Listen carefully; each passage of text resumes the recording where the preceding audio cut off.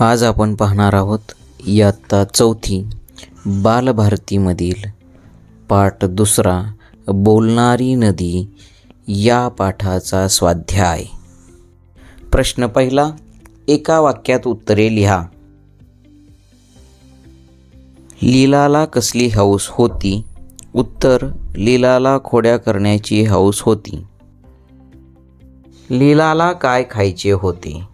उत्तर, लीलाला बर्फाचा गोळा खायचा होता.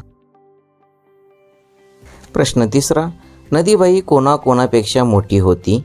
उत्तर, नदीबाई आई, ताई व माईपेक्षा मोठी होती. प्रश्न चौथा, आईने पेढ्यांचा डबा कोठे ठेवला होता?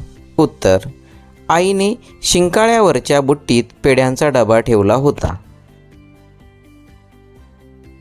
प्रश्न पाचवा, पेढा घेऊन लीला कोठे गेली? उत्तर, पेढा घेऊन लीला गोठ्याकडे गेली. प्रश्न तिसरा, कोण कोणास म्हणाले? एक, नको बुडवू शाळा.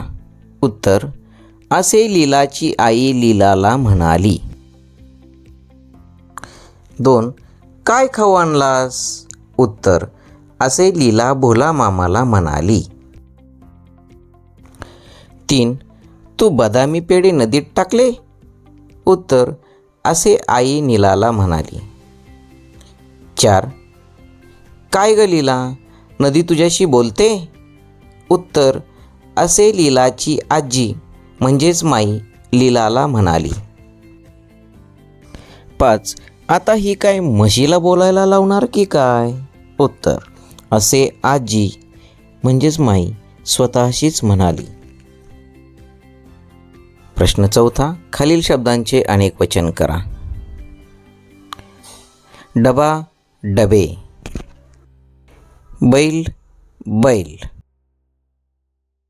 3, नदी, नद्या. डोळा, डोळे. दिवस, दिवस. पेढा, पेढे.